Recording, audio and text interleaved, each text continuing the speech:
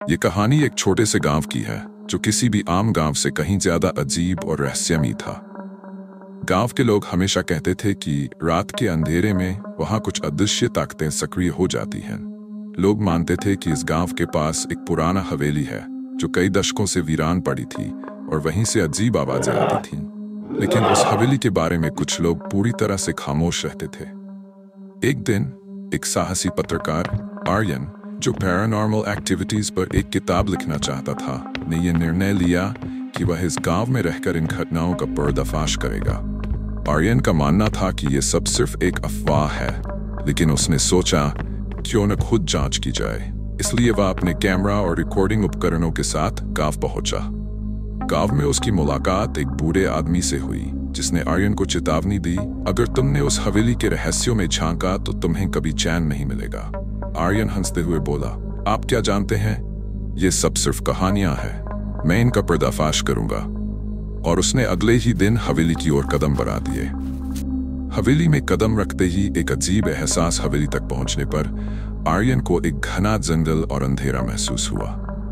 हवेली की दीवारें खंडहर में बदल चुकी थीं और पूरी हवेली में अजीब सा सन्नाटा था।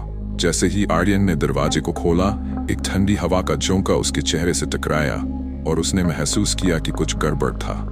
फिर भी उसने साहस जुटाया और अंदर कदम रखा। उसने कैमरे को ऑन किया और कमरे में घुसते ही एक खौफनाक दरवाजे की आवाज सुनाई दी। उसकी पलकों के नीचे एक धुंधला सा चित्र उभरने लगा, जैसे किसी ने आंखों से उसे घूरा हो। क्या तुम मुझे देख सकते हो? एक भयावह आवाज गूंजी थी। आर्यन का दिल तेजी से धड़कने लगा, लेकिन उसने हिम्मत जुटाते हुए कैमरा तैयार किया और कमरे का जायजा लिया। अचानक एक पुरानी तस्वीर दीवार से गिर गई। तस्वीर में वही चेहरा था जो आर्यन ने अभी देखा था। ये कैसे हो सकता है? वह चौंकते हुए बोला। तस्वीर के नीचे एक नोट था जो फटे फटे शब्दों में लिखा था, जो अंदर जाएगा वह वापस नहीं लौटेगा। आर्यन के हाथ से कैमरा गिर पड़ा। उसने कमरे को चारों ओर से देखा, लेकिन उसे किसी भी प्रकार की मदद नजर नहीं आई। उस समय उसने महसूस किया कि कुछ अदृश्य शक्ति ने उसे घेर लिया है। एक चमत्कारी मोड़ आर्यन ने सोचा कि वह इस रहस्य का हल ढूंढे बिना नहीं लौटेगा। लेकिन जैसे जैसे वह आगे बढ़ रहा था, हवेली में और भी डरावनी घटनाएं घटने लगीं। उसकी रिकॉर्डिंग में अजीब अजीब आवाजें और बेतहाशा कदमों की आवाज आ रही थी। अचानक वह एक अंधेरे तहखाने में पहुंच गया, जहां कोई भी कदम रखने की हिम्मत नहीं करता था। क्या तुम मुझे सुन सकते हो? एक और रहस्यमयी आवाज आई, लेकिन इस बार वह और भी तीव्र थी।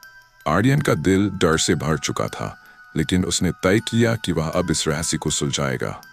जैसे ही उसने तहखाने का दरवाजा खोला, एक अजीब रोशनी कमरे में फैल गई। उसके सामने एक पुरानी किताब रखी थी और किताब के ऊपर एक सजीव चेहरे की तस्वीर थी। आर्यन ने किताब खोली और जैसे ही उसने पहला पन्ना पलटा, एक अजीब सा दृश्य उसके सामने उभरा। वह तस्वीर उसकी आंखों से निकलकर सीधे उसके सामने खड़ी हो गई। तुमने हमें खोज लिया, अब तुम्हें सच जानने का हक है, आवाज फिर से सुनाई दी।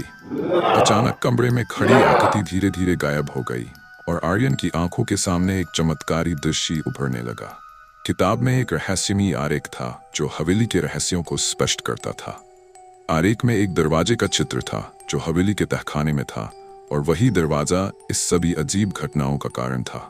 रहस्यमयी दरवाजा और उसकी सच्चाई। आर्यन ने किताब में लिखा मंत्र पढ़ने की कोशिश की। जैसे ही उसने मंत्र का उच्चारण किया, हवेली में अचानक हलचल मच गई। कमरे की दीवारें हिलने लगीं और अजीब सी आवाजें आने लगीं। अचानक दरवाजे के पास एक तेज चमक दिखाई दी और सामने का दरवाजा खुल गया। आर्यन डरते हुए उस दरवाजे के पास गया और जैसे ही उसने अंदर झांका, वह देखता है कि वह दरवाजा किसी अन्य दुनिया के द्वार की तरह खुलता है।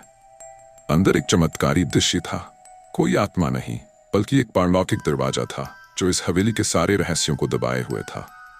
तभी आर्यन ने महसूस किया कि इस दरवाजे को खोलने से हवेली की आत्माएं शांति पा सकती है।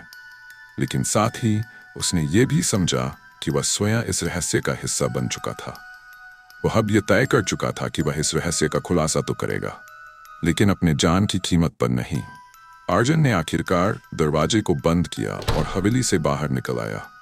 वह अब जानता था कि हर रहस्य का खुलासा करने के लिए कभी कभी किसी एक चमत्कारी घटना का सामना करना पड़ता है, और वह रहस्य हमेशा जीवित रहता है, यहाँ तक कि उसे सुलझाने की कोशिश में भी।